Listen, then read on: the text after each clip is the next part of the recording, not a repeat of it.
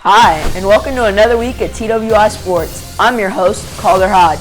TWI stands for This Week in Sports. We created this show for all these sports fanatics that, just like me, can't wait for sports to come back. On June 6, 1944, all Major League Baseball games were canceled in honor of the D-Day landings in northern France during World War II. Among those on Omaha Beach in France was a squat 19-year-old from St. Louis, Seaman Second Class Laurent Peter Yogi Berra, a catcher in the New York Yankees farm system, and at the moment, a gunner mate. It looked like the fireworks on the 4th of July, remembered Yogi, who later became a Hall of Fame player and beloved figure in the game. On June 7, 2004, the Stanley Cup Finals was being played at Amelia Arena in Tampa, Florida. The Tampa Bay Lightning beat the Calgary Flames 2-1 for a 4-3 series win. It was Tampa Bay's first ever appearance in the finals, and their only Stanley Cup win ever to this day. Brad Richards of the Lightning was the MVP of the series.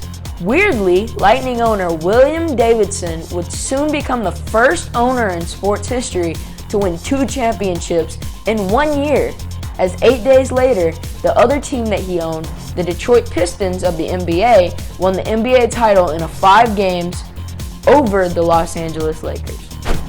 On June 8, 1969, MLB legend Mickey Mantle gave his farewell retirement speech during Mickey Mantle Day at Yankee Stadium. 60,096 fans came out to see his number 7 retired. Mickey is regarded by many as the greatest switch hitter in baseball history with 2,415 hits and 536 home runs. He was an All-Star for 16 seasons, playing in 16 of the 20 All-Star games during his career. Was an American League Most Valuable Player 3 times and a Gold Glove winner once. Mantle appeared in 12 World Series, including 7 championships, and he holds the World Series record for the most home runs with 18, 40 RBIs, 26 extra base hits, 42 runs, 43 walks, and 123 total bases. Wow, now that, my friends, is a Hall of Fame career.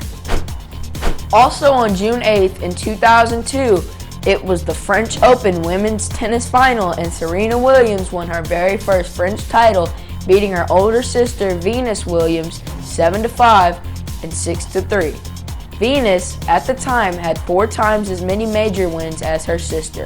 However, since then, Serena has gone 13-10 against Venus, including a 7-5 victory in Grand Slam matches, which includes going 6-2 against her Grand Slam finals.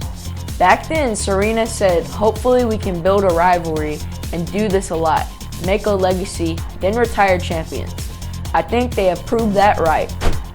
On June 9th, 2018, it was the 150th running of the Belmont Stakes in Queens, New York, the 3rd leg of the Triple Crown, and the winner? A horse named Justify, with jockey Mike Smith aboard Justify to become the 13th Triple Crown winner. He led the race all the way, winning by 1 3/4 lengths. Smith, at 52 years old, became the oldest jockey ever to win the Triple Crown. Congrats to them both. It was June 10th, 1944, when relief pitcher Joe Nuxhall debuted for the Cincinnati Reds. He was only 15 years and 316 days old. Joe became and still is the youngest player in MLB history.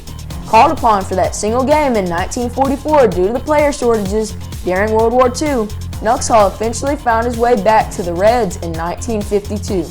Joe went on to become an All-Star in 1955 and 1956, and after retiring became a longtime broadcaster for the Reds, continuing to call games for 40 years upon his death in 2007.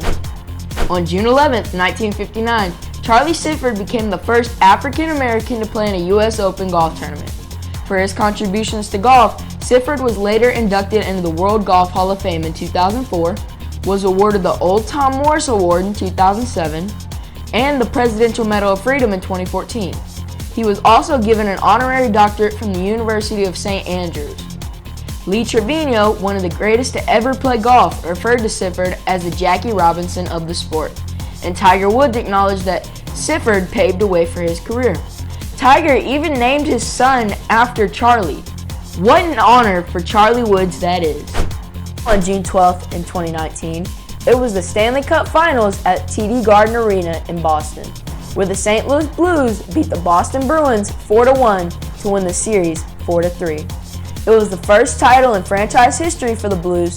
The team had been around for 52 years prior to winning, and were ranked last in the 31-team league in early January before making their historic march to the Cup. And for our birthday wishes this week, let's wish a happy birthday to NFL quarterback great Joe Montana, born June 11, 1956 in New Eagle, Pennsylvania. Joe, also known as Cool Joe and the Comeback Kid, played 14 seasons with the San Francisco 49ers and 2 seasons with the Kansas City Chiefs. While a member of the 49ers, Montana started and won 4 Super Bowls and was the first player ever to be named Super Bowl MVP 3 times. Happy 64th birthday, Joe. Well, that's all for today. If you love sports, especially sports trivia, look no further than This Week in Sports right here on OnlyGood TV. I'm Calder Hodge. See you next time.